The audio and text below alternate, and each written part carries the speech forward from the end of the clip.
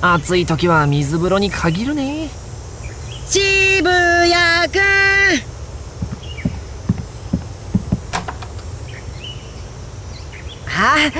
こんなところにいたんだ。昼間っからお風呂とはのんきだね。風呂って言っても水風呂だけど。つうかちょっと待て村田、今出るから。なんだよもう、風呂場にまで入ってくんなよ。親しき中にも礼儀ありだぞ。別に着替えなくてもいいのに、男同士なんだから。そういうわけにいかないだろ。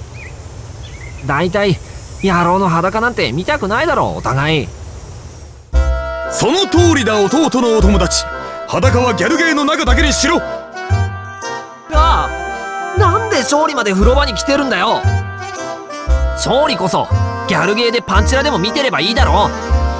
それはそれ、これはこれだ。なんだよわけわかんねえって。つうか何の用？そうそう渋谷、近所に新しいラーメン屋ができたんだ。行ってみない？カレーラーメンが名物なんだって。ラーメン？この暑いのに？暑い時はかえって汗をかくといいらしいよ。それに渋谷、カレー好きでしょ？何でもかんでもカレーにすればいいってもんじゃないぞ。近所にできた新しいラーメン屋って高麗軒のことか？勝利知ってるの？ああ、ボブがカレーラーメンもいけるってブログに書いてた。ボブ？ボブってまさか。いや、違うよね。勝利のメル友だってさ。世界各地の食べ歩きブログを書いてる変な外国人さんなんだって。うちの近くに来たなら会ってけばいいのにな。電話はもらったけど、たまたまその日は俺の都合が悪かったんだ。つうか、そんな仲良くないから心配しなくていいよ、ゆうちゃん。何一つ心配してませんから。それより、彼がうまいと言ったのなら本当にその店はうまいぞ。ボブのグルメブログは定評があるからな。特にラーメンは信頼性が高い。そのうち書籍になるぞ。僕の知ってるボブとは違う。多分。まあいいや。とにかく行くよね、渋谷。あんまりラーメンって気分じゃないんだよな。それより途中で出ちゃったからもう一回風呂入りてえ。そうかそうか、ゆうちゃんは本当に風呂が好きだな。それじゃせっかくだからこの兄も一緒に入るかな。勘弁してください。何を言うんだゆうちゃん。子供の時は毎日一緒に入っただろう。今さら照れなくても。いや照れてねえし。久しぶりに背中の流しっこでもしよう。やだ、脱ぐなって。村田も見てないで止めろ。いやー、なんというか他人が立ち入る問題じゃないかなって。やめろ、来んな。入るなら一人で入れ、勝利。うわ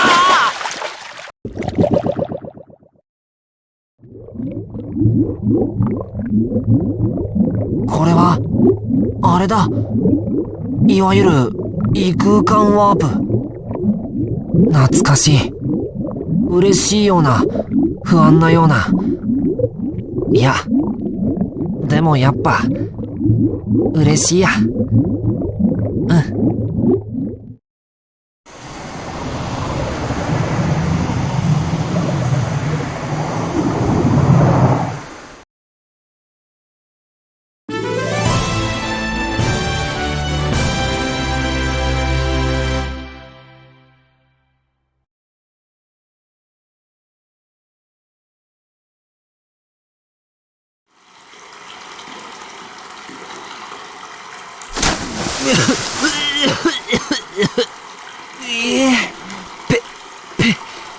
鼻から水入った。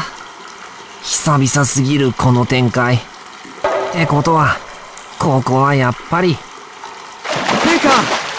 下、お久しぶりでございます。ちょっとお姿をお見かけしないうちにまた一段とご成長遊ばされて。そうてか、この状態での会話もあれなんで、何か着るもの持ってきてくれる？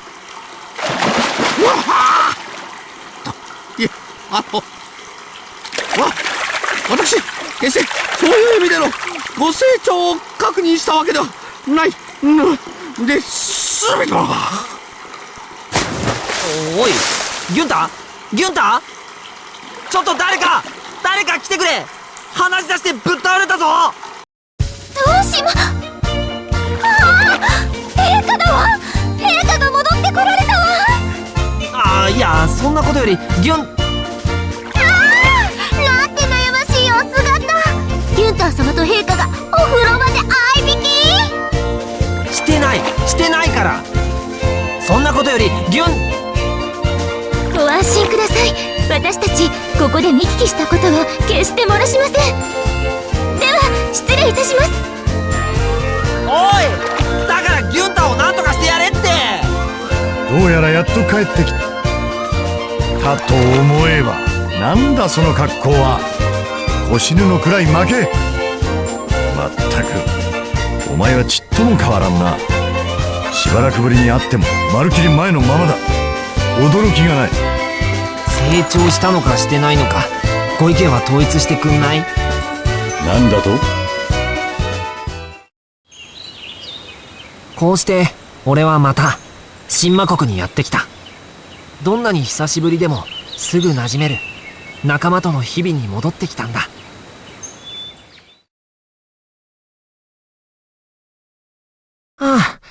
やっと落ち着いた。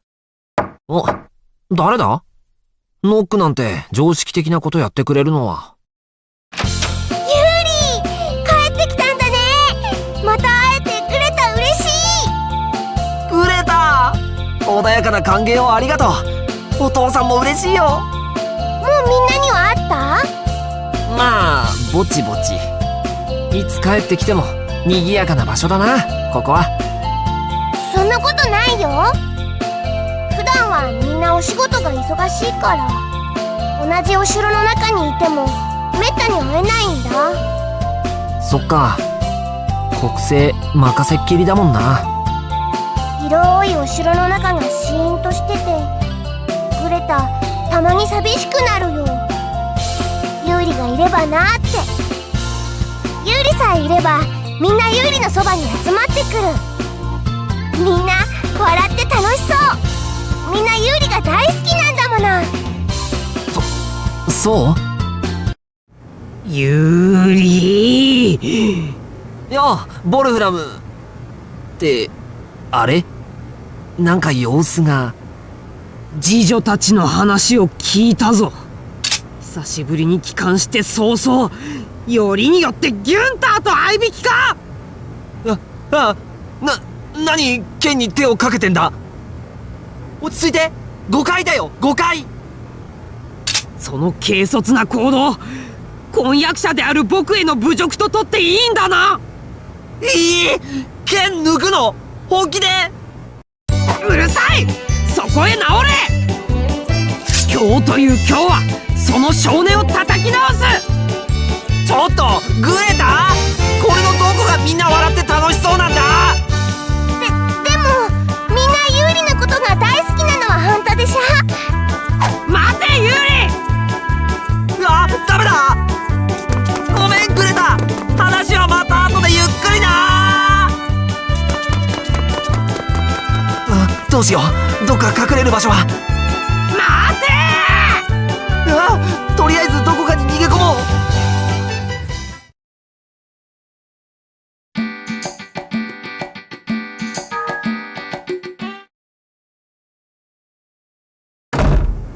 悪い、コンラッド、しばらくかくまってくれない？あれ、いないの？あららら、惜しい。入れ違っちゃったみたいですね、陛下。隊長は朝からドタバタしてまして、陛下がいらっしゃったことを知って慌てて部屋を出て行ったんですけど。ロザック。はーい、神出鬼没のグリエでーす。おっと、いくら俺の上腕二頭筋が素敵だからってそんなに見つめちゃ嫌ですよ陛下。コンラッドに留守番を頼まれたんだ。万が一陛下と入れ違いになった時のためにね。隊長はその辺抜かりないですから。そうそう、陛下に挨拶する前に宝物庫に寄るって言ってました。会いたがってましたよ隊長。コンラッド。もちろんグリエも会いたかった。素敵な上腕二頭筋で締め上げないでくれ。あはは、すみません。早く隊長のもとに行ってあげてください。よーし、それじゃ。ユーリ、どこだ。うわ、もう来た。早く行かなきゃ。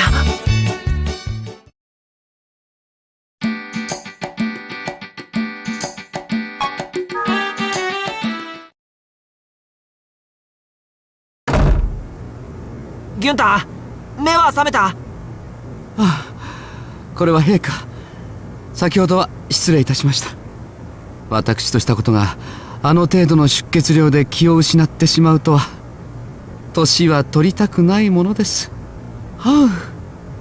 まあ、とにかく無事ならいいや。それよりかくまってよ。あんたのせいであらぬ誤解を受けて追われてるんだから。なんと陛下を追い回す輩が私以外にいるというのですか？追い回してる自覚はあるんだ。もちろん私にお任せください。このフォンクライスト・ギュンター、命に代えても陛下をおかくまい申し上げます。聞こえたぞ。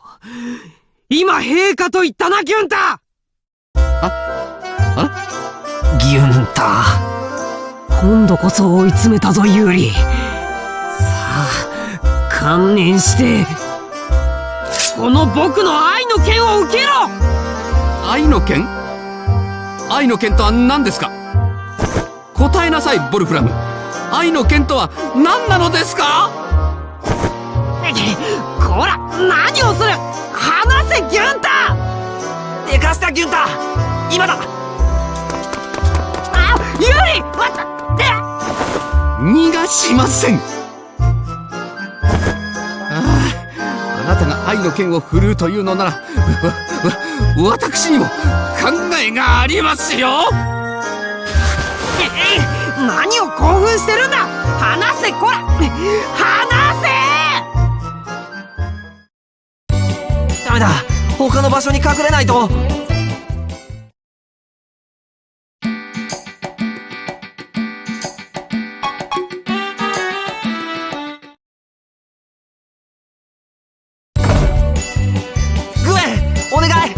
かくまって。断る。さっさと出て行け。そんな釣れないお言葉。長らく国を空けた上、帰ってきた途端に政務も顧みず追いかけっこに興じる。そんな国王は釣れなくないというのか？いや、興じたくて興じてるわけじゃなくて。っていうか、事の発端はお宅の弟さんですよ。本人同士の問題だ。兄弟といえども口を挟むのは野暮というものだろう。それともお前は自分の兄の恋愛事情や趣味嗜好に口を挟むのか？それは挟まないっつうか、触れたくないっつうか。そういうことだ。分かったらさっさと出ていけ。でもとにかくこれ以上私の邪魔をするな。もう分かったよ。なんだよ、グエンのケチンボ。それが魔王の捨て台詞か。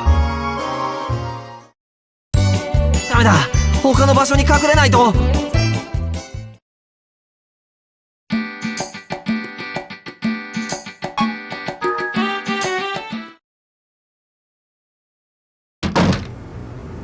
よし、ここなら多分安全だ。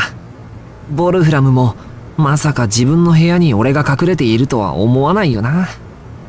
へへん、名付けて木を隠すなら森の中作戦だ。見つけたぞ、ユリ。もう作戦失敗。お前の考えなどお見通しだ。そんな浅はかな策にうかうかと欺かれる僕だと思ったか。はい、思いました。切ってやる。ああ、自分で聞いたくせに。こら待て。ダメだ、他の場所に隠れないと。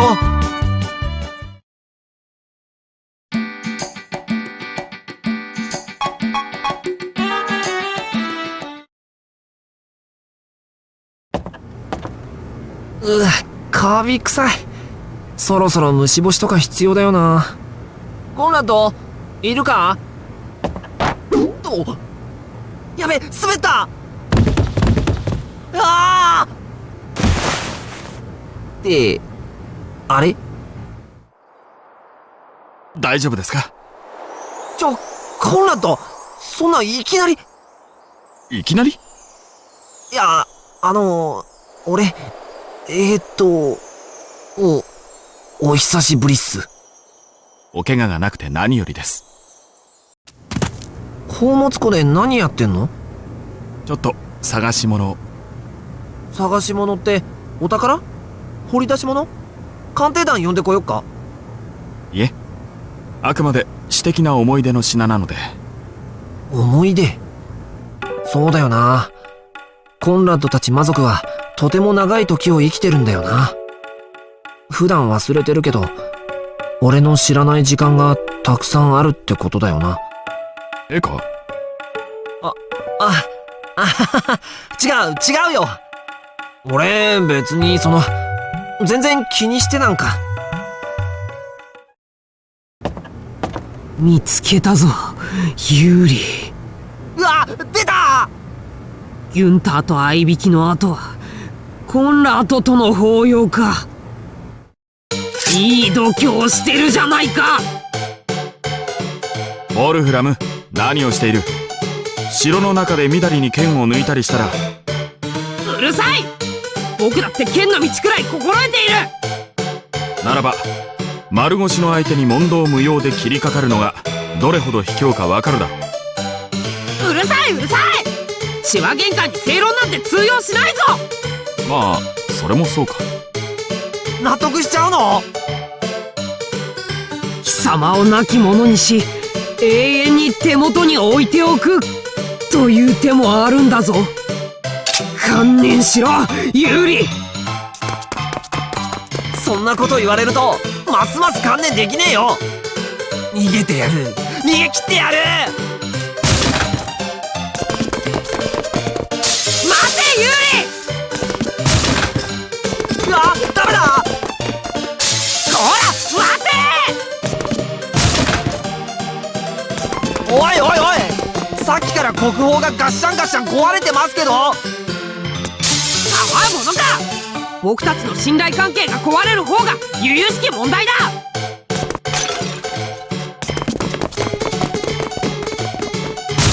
危険。何か防具になるものを探さないと。あった。大きめの丼発見。これをヘルメット代わりにして。ユリ、それに触ってはいけません。それは魔鏡です。何？魔鏡？出前の返し忘れじゃなかったの？魔剣と並ぶれっきとした新魔国の宝ですよ。覗いたらどうなんの？鏡の中に覗いたものの過去と未来が映ると言われていますが。もっぱら迷信という噂だ。さあユーリ、覚悟。うわ！バカ！魔鏡をかぶるやつがあるか。そんなこと言ったってお前が切りかかってくるからとっさに。ユリ！あれ、何この音。うわー！いきなりワープですか？ユーリ！大丈夫。今回は服着てるし。そういう問題か。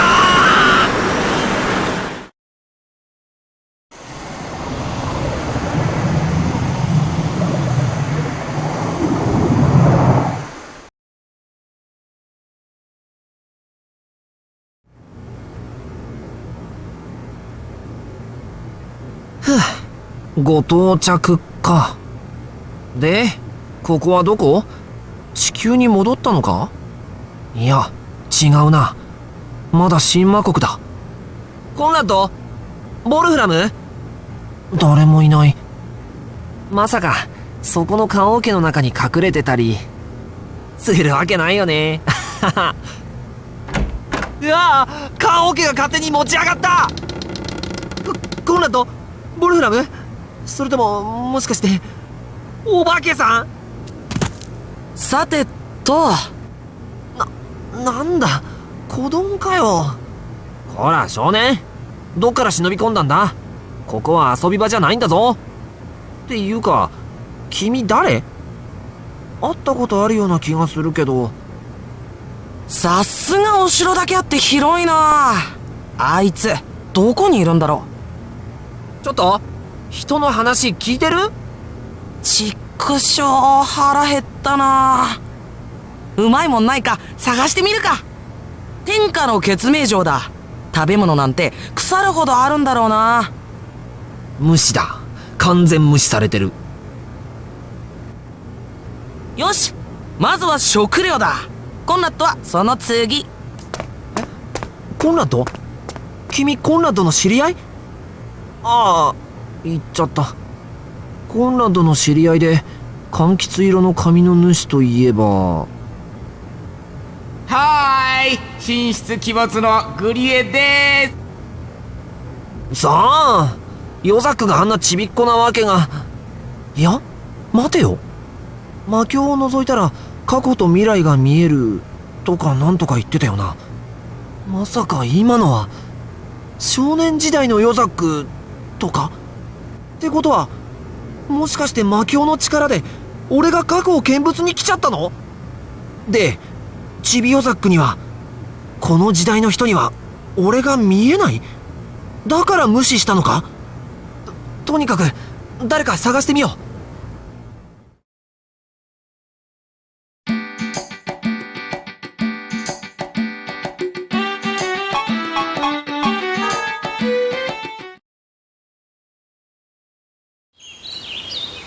こんなところには誰もいないか。うわ、びっくりした。タグ脅かすなよ。誰？こんなとこに隠れてんのは。食った食った。あー、うまかった。またお前か。一度ならず二度までも。なあ、ヨザック。君ヨザックだろ？さて、コンラッドはどこにいるんだ？あ、やっぱり見えてないのね、俺。もたもたしてると見つかっちまうよ。急がなきゃ。コンラッドの部屋なら、この茂みの向こう、一番廊下寄りの。って、聞こえてないか。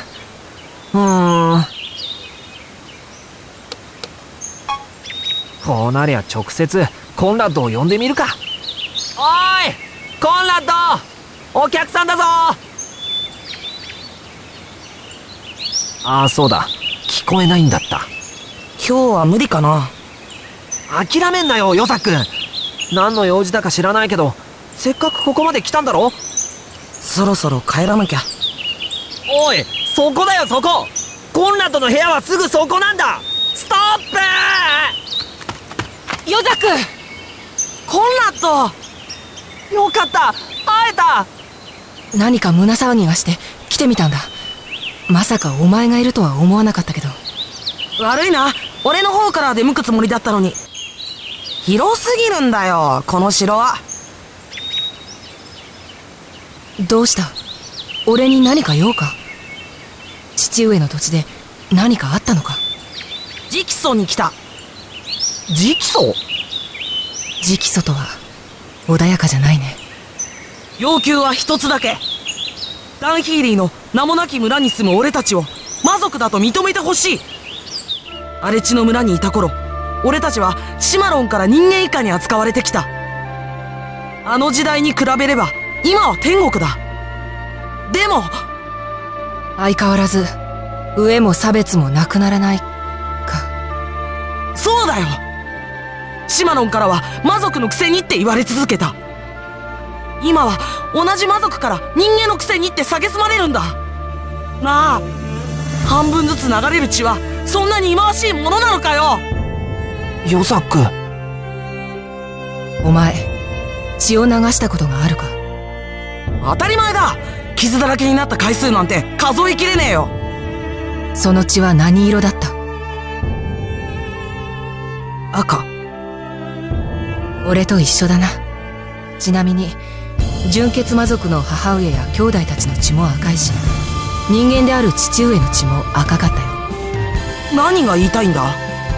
俺たちは人間でも魔族でもないんじゃない。俺たちは人間であって魔族でもあるんだ。俺たちは俺たちのままでいいんだ。俺たちは何かのふりをしたり何かになろうとしなくていいんだ。そのままで尊いはずなんだ。でもお前だって学校や隊で散々いじめられてるって話じゃないか。辛くないのか？俺が辛いのは自分を偽る時、その時だけだよ。コンラッド、昔から変わらないな。だからヨザック、お前も負けないでほしい。あの土地はまだ痩せてるけれど日当たりがいい。水も豊富だ。耕し続ければきっと収穫物が増える。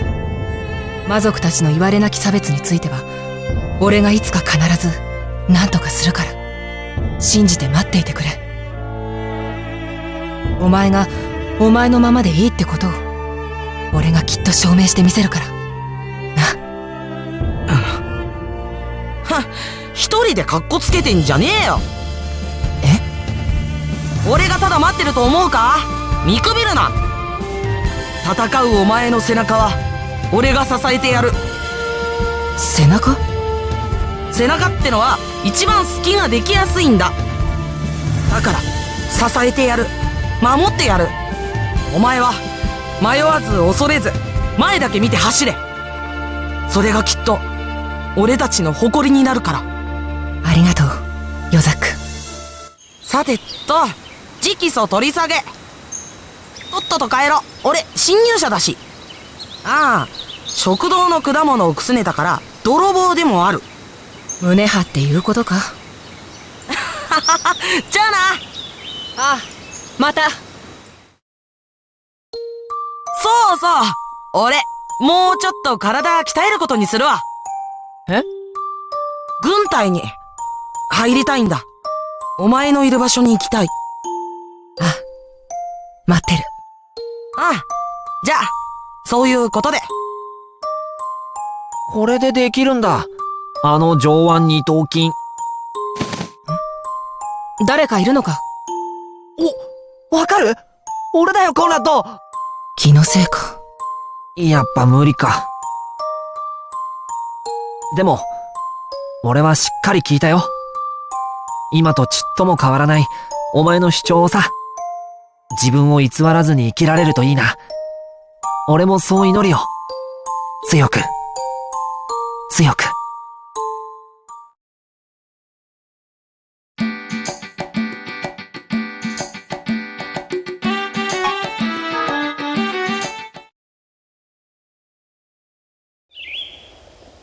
あれ、グエンダルいないのか。なんか主のいない部屋に勝手に入るのは気が引けるな。まあ正直ワクワクしてんだけど。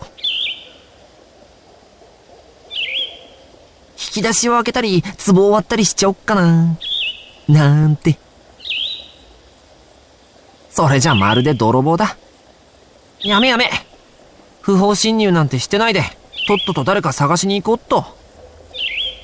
いて、机にぶつかった拍子に上の書類が。早く拾い集めて元通りにしとかないとね。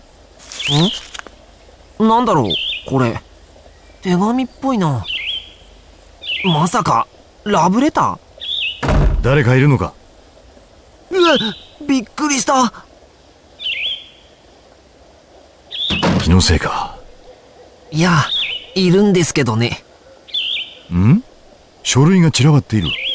窓は閉まってる。空き巣か。魔王です。未来の。ひ、ふ、み。窃盗被害なしと。大方ウォルフラムがまたこっそり入ってきて、いたずらでもしたんだろう。まったく性のないやつだな。許してやるか。まだ小さいし。出た！この頃からすでに小さくて可愛いもん好きだ。神聖だ。グエンダル、お時間よろしいですか？どうかしたのか、ギュンター。実は隣国との共同声明を近日中に発表したいと思っておりまして、私が草稿を用意しましたのでご確認を。母上は？ええ、難しい字は苦手だとおっしゃられて。なるほど。苦労かけるな、ギュンタ。了解した。私が目を通そう。へえ、グエンダルってこの年でもう国政に参加していたのか。っていうか、参加せざるを得なかったんだ。すぐに返事をする。その辺にかけて待っていてくれ。そうさせていただきます。おや、書類が乱れてますね。すまない。気になるか？いえ、これがコンラートの部屋ならむしろおきれいになさってますねと申し上げるくらいのもので。そうか。部屋の整理整頓に関してはあいつの大胆な性分が悪く出るのだな。よく性格を把握してますね。さすが兄上。からかうな。自分とあまりにも違うあいつのことは実のところ持て余してる。コンラートの気質はお父上のダンヒーリー・ウェラーと似て一見捉えどころがありませんからね。けれど内に熱いものを秘めているところもまたそっくりで。ユンタ、あの男の名前は出さないでくれ。グエンダル？コンラッドの父さんのこと。グエンダルって最初はなかなか歩み寄ってくれないからな。俺だってどんだけ白い目で見られたか。いや、あれは虫けらを見るような目だったね。けど俺の時はもっと冷酷っつうか、ここまで感情むき出しではなかったような。そうか、そこが他人と家族の違いってやつか。だとしたら案外グエンダルはコンラッドの父さんのこと。私はあの男が嫌いなのだ。良い人間ですよ、ダンヒーリーは。どこが？母上を捨てて一人放浪に出るようなやつだ。気が向いた時だけ実の息子を旅先まで呼びつけるようなやつだぞ。そして血のつながらない息子とも酒を酌み交わすことや剣の手合わせを望む気さくなやつですね。グエンダル、あなたの慎重さと責任感は国を守るため不可欠な特性です。しかし時としてあなた自身を縛ってしまう。もっと自分の気持ちに素直になってください。息子が父親を好きでいて何がいけないのです。だがあいつは人間だ。心を開けない理由はそれだけですか？草稿は読んだ。決定校にしていいと思う。ありがとうございました。では私はこれで。そうそう、手紙が落ちていましたよ。ギュンターが置いていった手紙にはたった2行の文章しかなかった。俺にもわかるシンプルな言葉。お前といつか旅がしたい。俺はその日をずっと待っている。ダンヒーリー・ウェラー。あ、結局読んじゃった。ごめんな、グエンダル。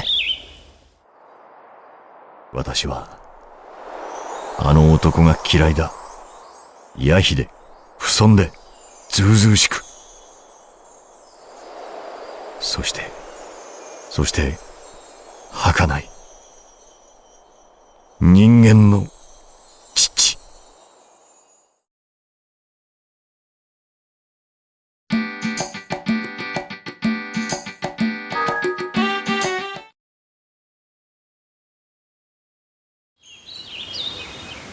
遅い。ごめんなさい。稽古の時間は厳守ですよ、コンラート。申し訳ありません。ああ、そっか。俺は見えてないんだ。剣の道は心の道。心の歪み、たるみは全て太刀筋に現れてきます。気をつけるのですよ。はい。ギュンター、なんか随分かっこよすぎじゃない？どうしたんだ？悪いもんでも食った？待って、誰かが私の噂をしているようですね。よろしくお願いします。よろしい。いざ。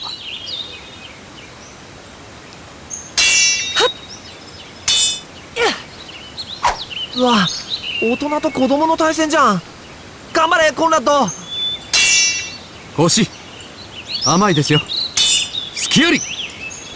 あっちゃ、ぶっ倒れちまったぞ。大丈夫かコンラッド。立ちなさい、コンラート。はい。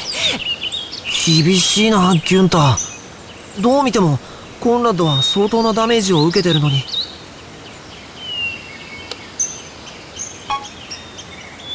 頑張れコンラッド。応援しかできなくて悪いけど。申し訳ありません。足がどうしても。足がどうしました？骨の異常は見当たりませんよ。せいぜい打撲でしょう。せいぜいってギュンター、あんたは鬼や。コンラート、例えば戦地で敵が目の前に立ちはだかった時、あるいは大切な誰かが窮地に陥った時、あなたはたかが足の痛みで動けなくなって終わるのですか？コンラッド、すごい立ち上がったぞ。よろしい。コンラート、あなたにはまだまだ強くなってもらわねばなりません。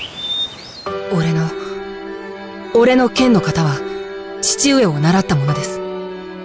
人間の型では強くなれないとグエンダルや学校の先生にはよく注意されます。確かに魔族には魔族の型があります。魔族の身体能力は人間のそれをはるかに上回っていますからね。自分たちの能力に合わせた型の方が剣の振り一つをとっても効果が上がるのは事実です。けどそれでもあなたはお父上のダンヒーリー・ウェラーの型を継承したい。そうですね。はい、すみません。謝ることはありません。私も同じ意見です。え？だからこそあなたには強くなってもらいたいのです。あなたの血統についてあれこれうるさく言う人々がいることを私は知っています。馬鹿らしい。実に馬鹿らしい。コンラート、あなたはすでにグエンダルに負けないほどの理性と知恵を持っているではありませんか。ギュンター。あとは力です。あなたに本当の力があれば口さがない連中も黙るしかありません。そこを目指そうではありませんか。頑張れますよね。はい。剣の道は心の道。お父上を敬愛する心を持ったあなたが剣を極められないわけがない。大丈夫ですよ、コンラード。型など気にすることはありません。あなたは強くなります。私が強くします。ありがとう、ギュンター。かっこいい。あれがいつも鼻血出してぶっ倒れてるあのギュンター？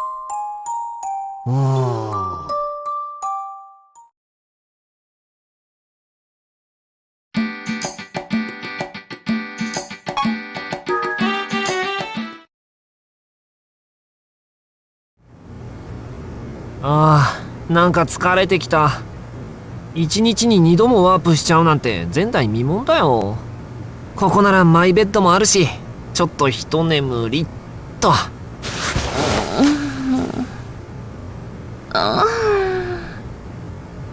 ギョエ、俺のベッドに誰かが寝てる。いや、待てよ。この無駄にフェロモンたっぷりな寝言はセリ様。誰？何か言ったかしら。変ね。そうか、全魔王はセリ様だもんな。当然今この部屋はセリ様の部屋、このベッドはセリ様のベッドってことは何？俺ってばセリ様の寝ていたベッドでいつも寝てるってこと？うわぁ、今更だけどなんか禁断の香りが。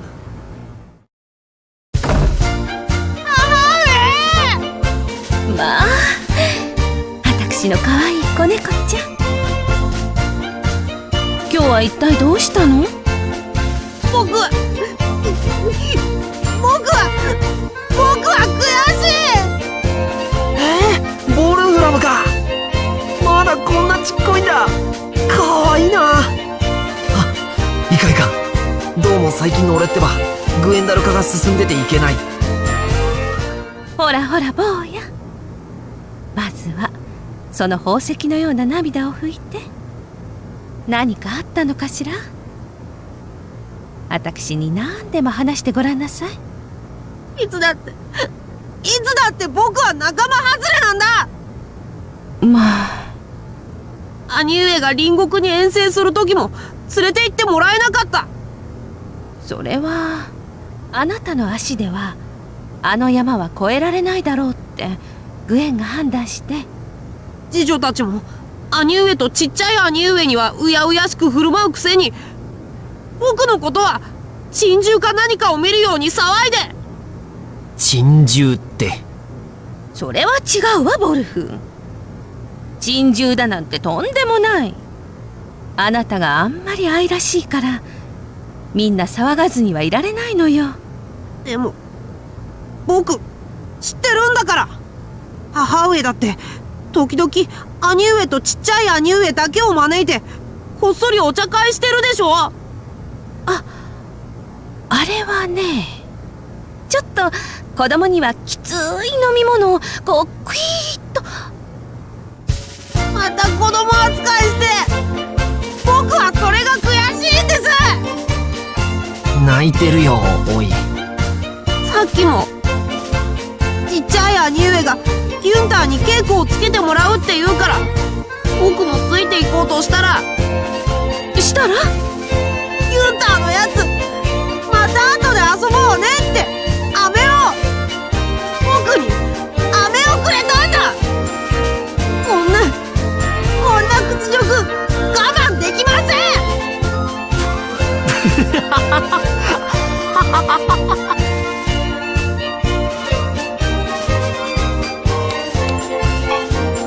変わってないな。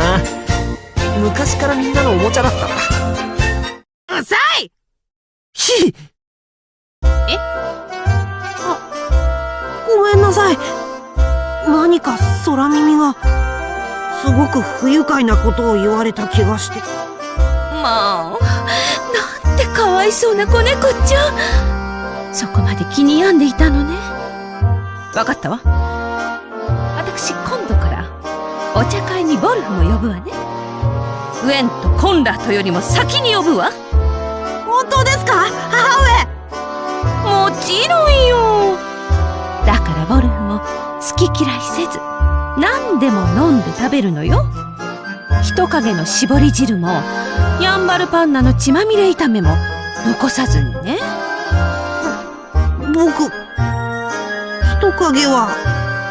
あら、大人のお茶会ってそういうものなのよ。考えさせてください。やっぱり母親だな。ボルフラムのあしらいがうまい。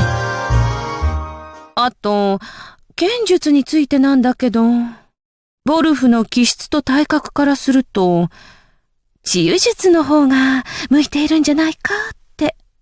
誰がそんなことを。スザナ・ジュリアよ。オンウィンコット卿が。ええ、そゴルフさえ良ければゆくゆくは彼女が治癒術を伝授してくれるって。そうですか。でも僕はやっぱり剣を自在に振るえる強い男になりたいです。兄上たちみたいに。そう言うと思った。ゴルフはいつもコンラッドの背中を見てるものね。大きい兄上の背中だって見てます。まあいいわ。でもジュリアの話は頭の隅にでも置いといてちょうだいね。強い男がどういうものなのか本当にわかる年頃になったら改めて話し合いましょう。また人を子供扱いして。むくれない。さあ置いて。ボルフラムがツェリ様のベッドに。まだ添い寝してもらってんのか。そんなに急いで大人にならないで、子猫ちゃん。もう少しだけ私のそばにいてちょうだい。母上、大丈夫ですよ。だって僕は大きくなったら母上をお嫁さんにするんだから。まあ嬉しいわ。未来の婚約者が聞いたらきっと嫉妬しちゃうわね。いや、全然しませんよ。ですから僕の婚約者は母上なんですってば。はいはい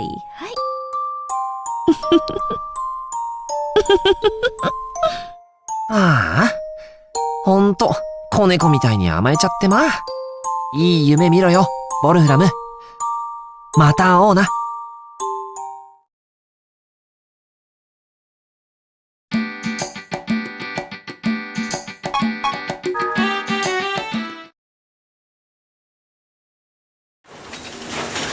今も昔も相変わらず物々しいな、ここは。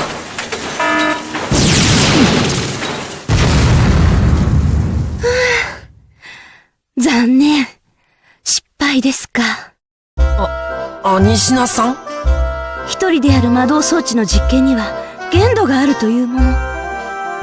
そろそろ実験台が欲しいものですね。いえ、実験台では言葉が悪い。そうですね。もっと肯定的でかつ楽観的な名称を。もっといいものを作るためにあなたの体で試したい。略してモニターとか。悪くありませんね。これでいきましょう。すげえ。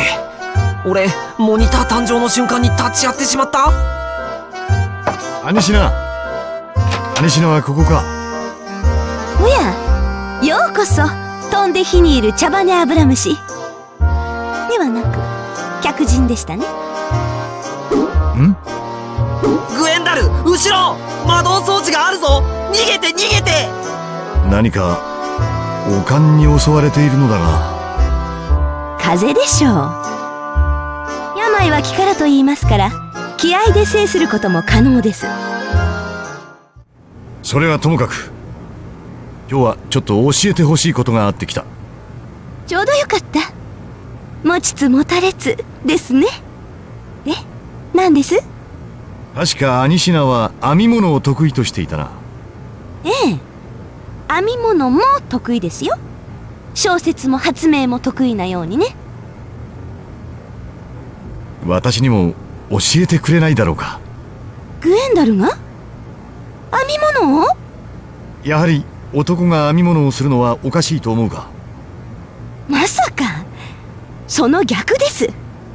私は常々趣味においての漠然とした男女差別に憤慨していましたから。いいですよ、精魂込めて教えます。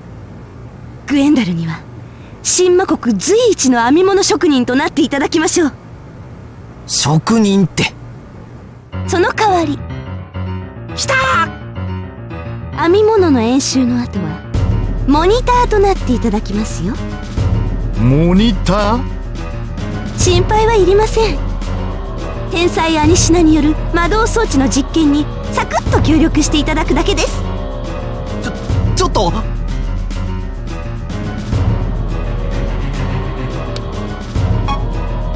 待てってばグエン、思いとどまるのは今しかないぞ。ますますおかんがひどいな。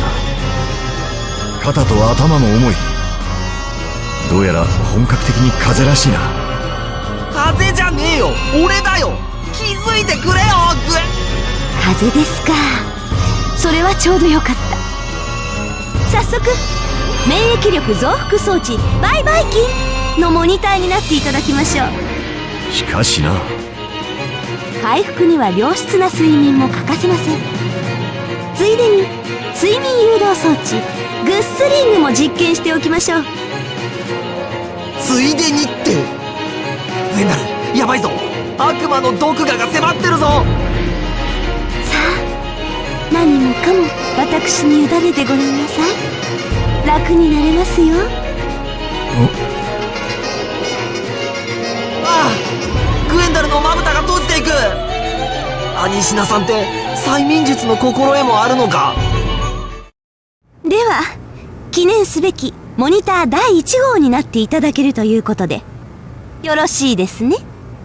あ負けた。やっぱ歴史は変えられなかった。まあよく考えたらアニシナさんに勝てるわけがないんだけど。まずはそちらが希望する編み物からやっていきましょう。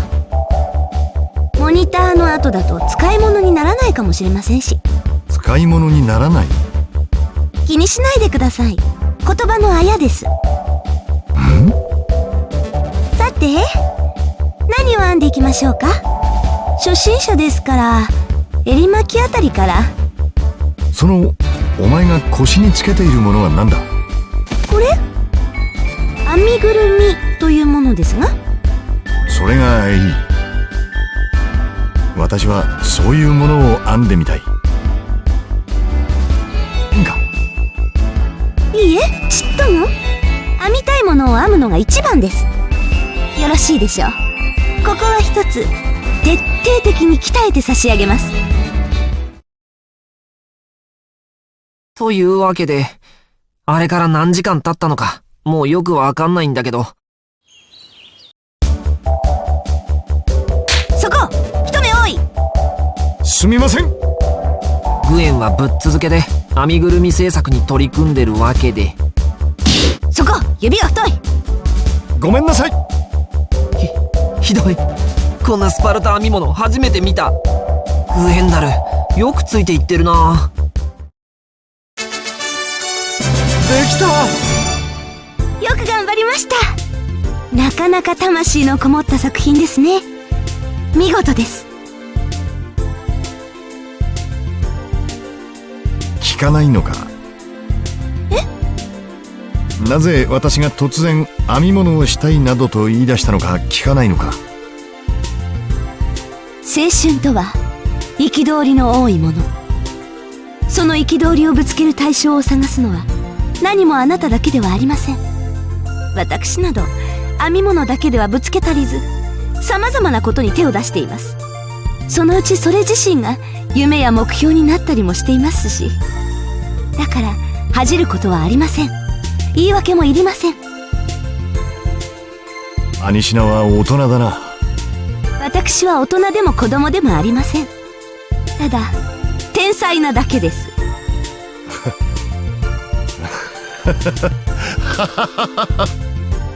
よかった。元気が出てきましたね。ああ、おかげでな。アニシナ、まさか私を心配して。気にすることはありません。モニターの体調が優れないと実験に支障が出て私が困りますから。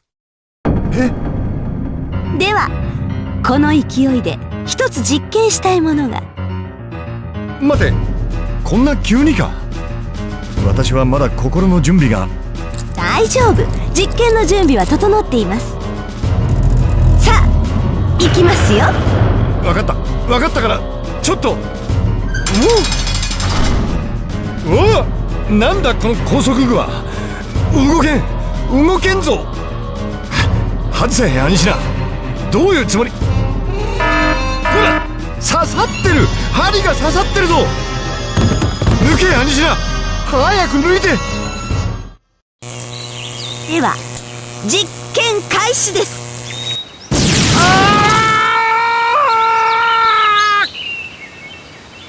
かくてグエンダルの苦難の道のりが始まったか。合唱。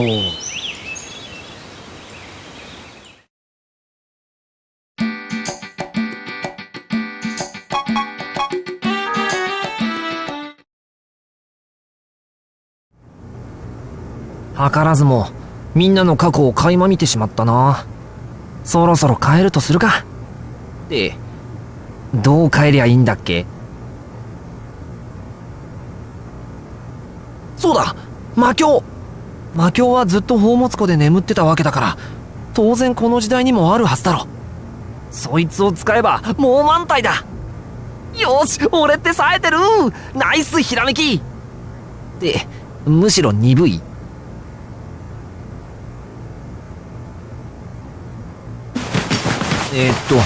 確かこの辺りにあった。これだ。この何の変哲もない丼、間違いない。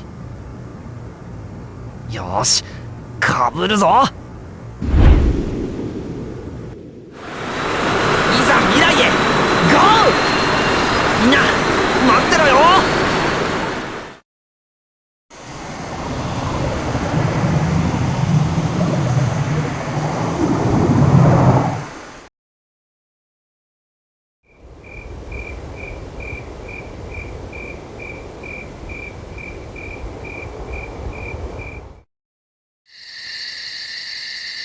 お、夜になってる。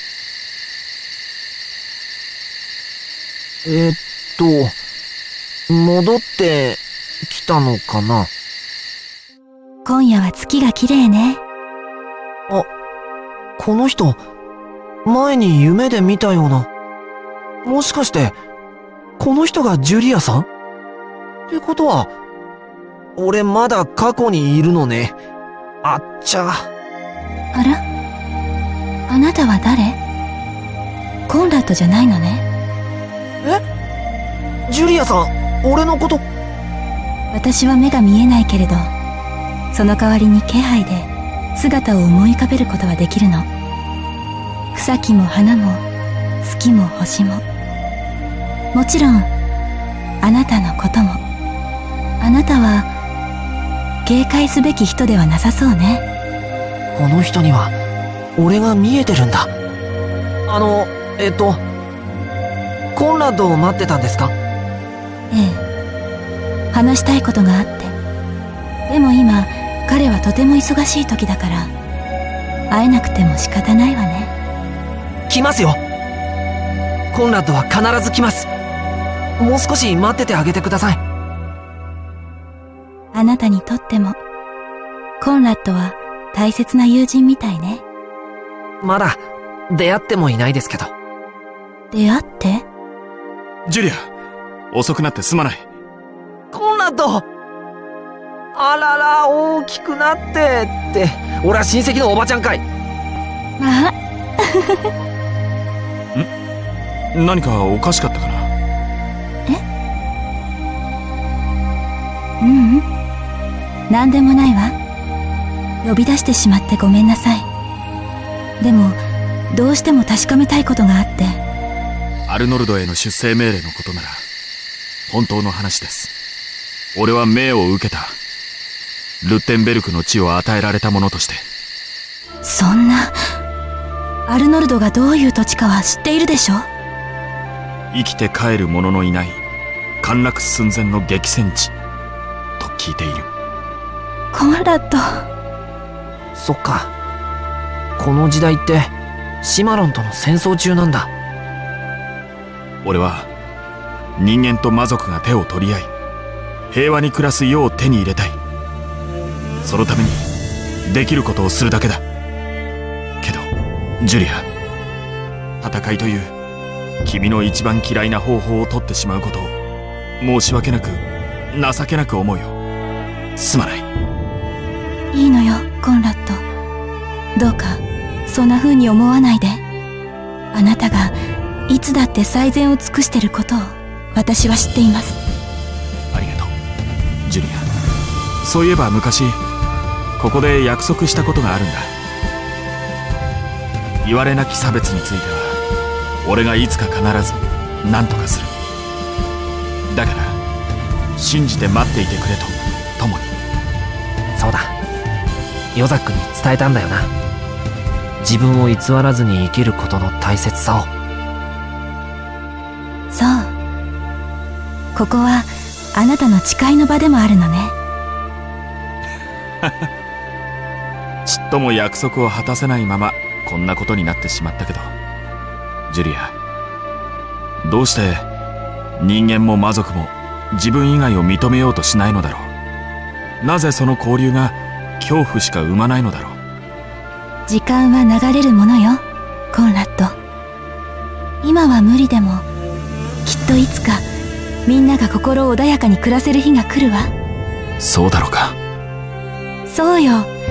そのためにあなたは戦うことを選んだのでしょ。無駄な戦いなどあってはならない。ジュリア、信じましょう。種族の垣根を越えてみんなが手を取り合える日が来ることを私は信じています。信じ続けるわ。俺も信じるよ。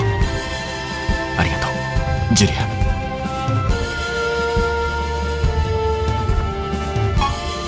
コンラッド、俺がいつも一番困難な道を選ぶお前を俺が守ってやる。不思議だな。何か今とても心が温かくなった。あなたはいろいろな人の思いに守られているのよ、コンラッド。そうだぞ。ちょっとは感謝しろよ、コンラッド。よくわからないけど、とにかく俺はそろそろ戻ります。ジュリア、帰り道に気をつけて。大丈夫よ。おやすみなさい。さあ、あなたもそろそろおやすみなさい。俺は心配しないで。私の腕の中でお眠りなさい。無理無理無理。そんなことしたらコンラッドに殺される。いいから。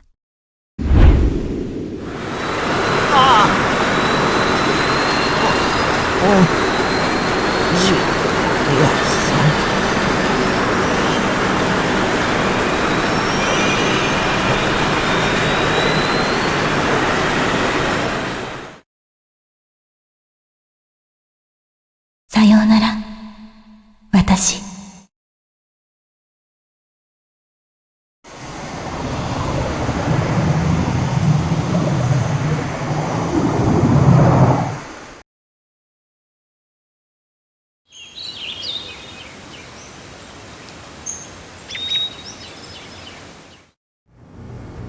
レアさん。なんだって？今誰の名を呼んだ？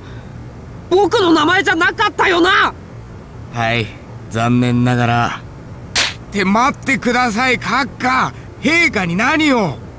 もう待っていられない。無理やりにでもヘナチョコの目を覚まさせてやるんだ。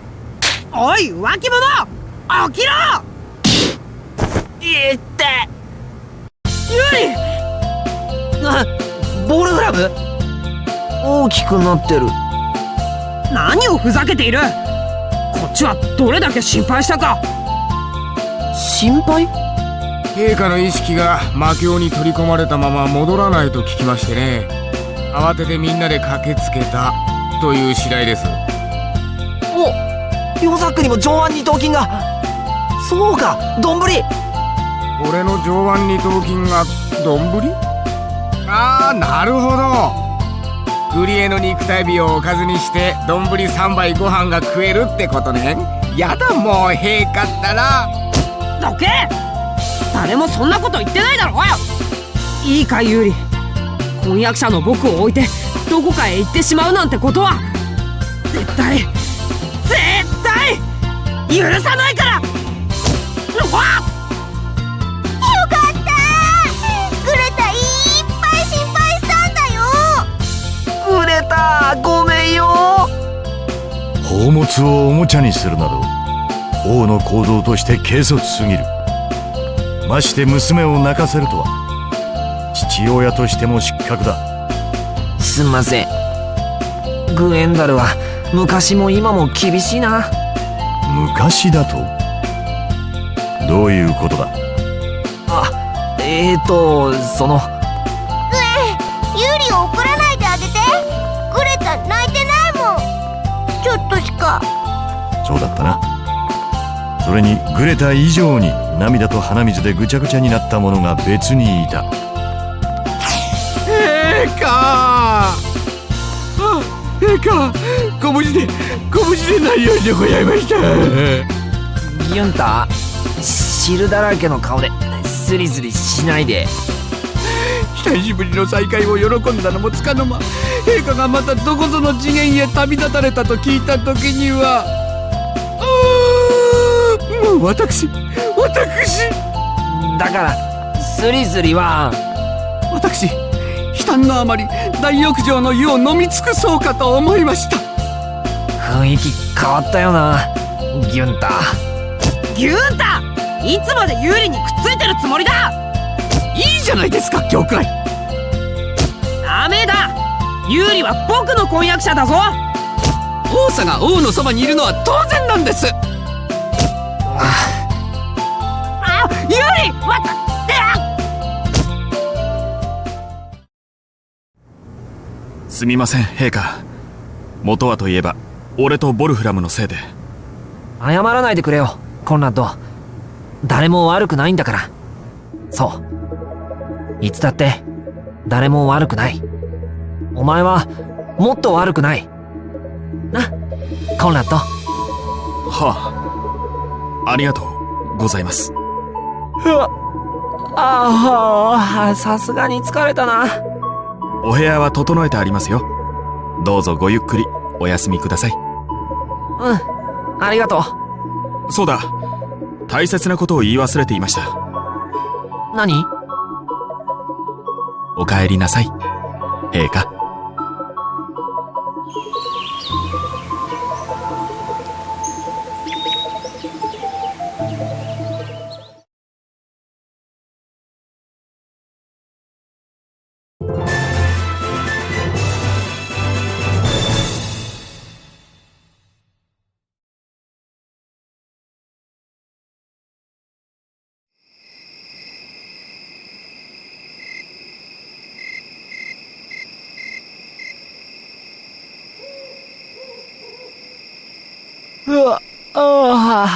よく寝た。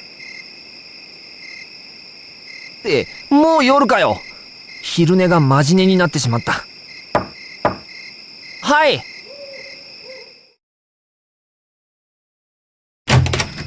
陛下、お目覚めですか？コンラッド、ちょうどよかった。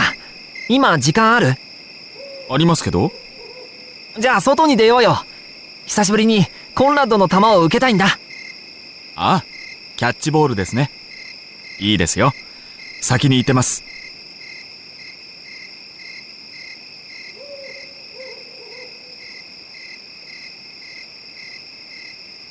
お待たせ。いや、これくらい待ったうちに入りません。それより疲れてないんですか？全然疲れてないよ。たっぷり寝たもん。コンラッドの方こそ平気だった？悪いな、俺のわがままに付き合わせちゃって。いえ、気にしないでください。ユーリが誘わなかったら俺の方から誘ってました。キャッチボール好きか？好きですね。地球にいた時、いろいろ面白いものを目にしましたが、ベースボールが一番でした。新魔国でキャッチボールする日が来るなんて、あの頃は思いもしませんでしたけどね。よかったよ、コンラッドがいてくれて。ユーリは本当に野球が好きですもんね。違うって。キャッチボールだけじゃなくてさ、もっと広い意味で。俺、コンラッドがいてくれて嬉しいんだ。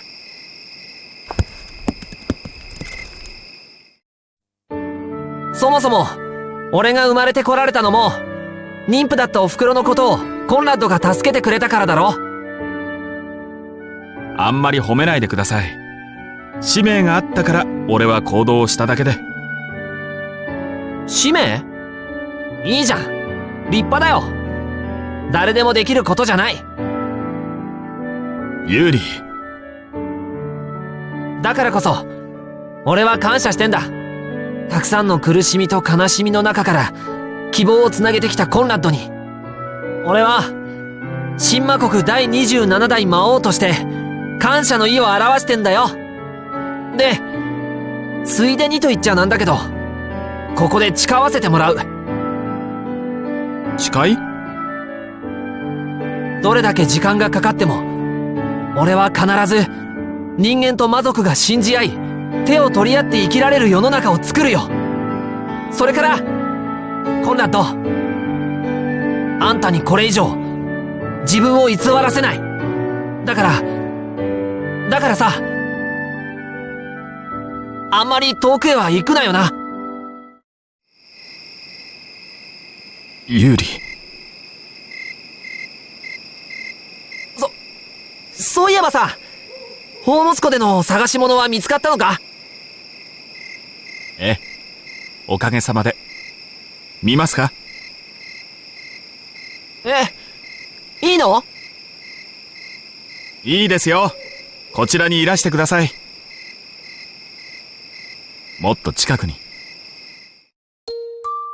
この写真って。時代の魔王であるあなたが生まれてからも、俺は時々不安になりました。落ち込みもしました。その度に地球へ戻って、こっそりあなたを見てたんです。大丈夫。きっと大丈夫と、自分に言い聞かせながら、ある時、お父上に、ショーマに見つかってしまってね。そしたら彼が、写真を撮ってやると。その時に撮ってもらったのが、この写真です。これをもらってからは、もう地球に行かなくても大丈夫になったんです。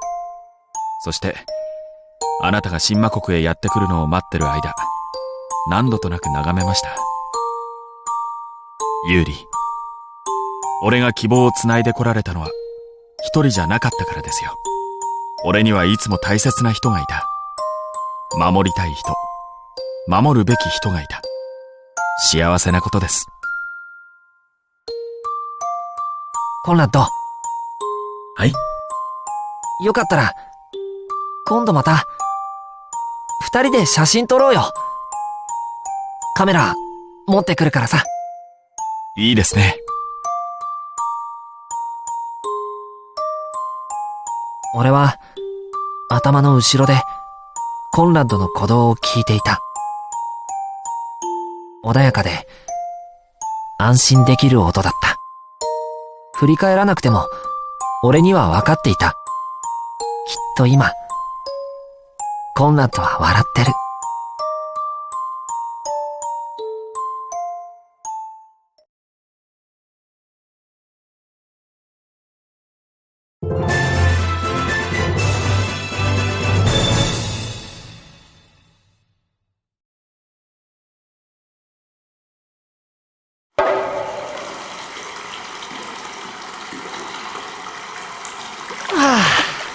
やっぱり気持ちいいね、朝風呂は。まだみんな起きてないし、ほんと独り占めって感じ。歌っちゃおっかな。旅行けばよっ、27代目。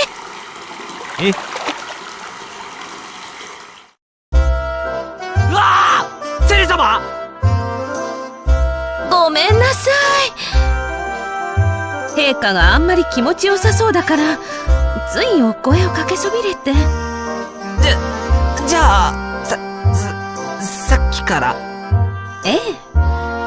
私はもう上がるところだったんですけど、ちょうど陛下がいらして、それからずっと拝見しておりました。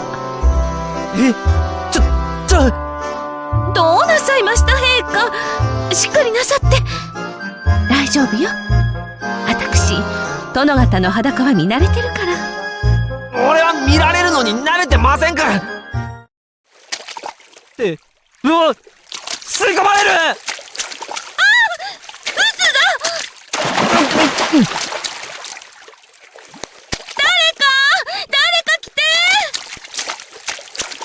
うわー、足を取られる。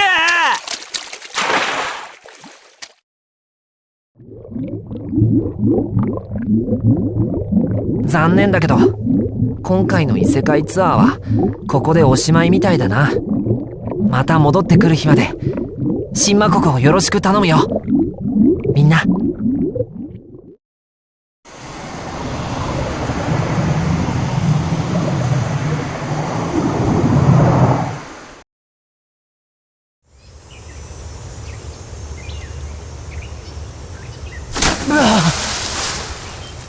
大丈夫渋谷？大丈夫かゆうちゃん。あれ、ここは。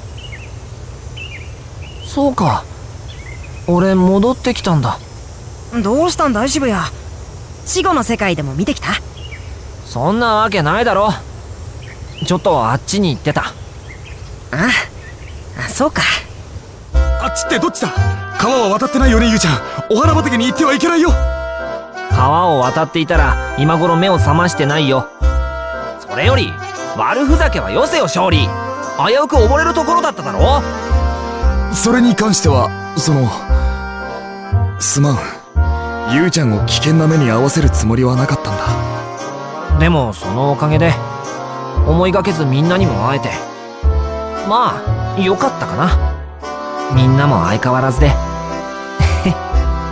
なんだよ渋谷、思い出し笑い？気持ち悪いよ。みんなって誰だゆうちゃん。去年亡くなった親戚のおばさんか、それともひいおじいさんか。いくら優しい笑顔で手を振っていても決してそっちに行ってはいけないよゆうちゃん。だから臨死体験はしてねえっての。すまん、これもみんな俺のせいだ。だから少しは弟の話を聞けよ。まあいいや、謝る気があるんだったら態度で示してもらおうか。なんだゆうちゃん。ゆうちゃんが望むなら多少エッチな要求も飲むぞ。絶対にそんなもの望まねえよ。そうじゃなくてラーメンでもおごってもらおうか、俺と村田に。なんで弟のお友達にまで。ゆうちゃんにならおごった上にあーんって食べさせてもいいが。そんなことしてたら伸びるだろう。いいから金だけ出せ。ゆうちゃん、そんなチンピラみたいな言葉遣い、お兄ちゃんは悲しいです。いや悪いな友達のお兄さん、ごちそうになります。すっかりおごられる気でいるな弟のお友達。まあいい、その代わり俺も一緒に行くぞ。一緒でないと金は出さん。餃子もいいですか友達のお兄さん。カレーに餃子は合わないだろう村田。もうメニューはカレーラーメン一択なの？さあ食うぞ。今日もカレーだ。食って食いまくるぞ。すごいな渋谷家。ゆうちゃん、ちょっと控えめにしてくれるかな。今月は新しいギャルゲーが6本も発売に。お前も心ゆくまで食えよ村田。もちろんそのつもりだよ。お前は遠慮しろ。というかゆうちゃんもちょっと遠慮してお願い。ゆうちゃん聞いてる？お願いゆうちゃん。ゆうちゃんってば。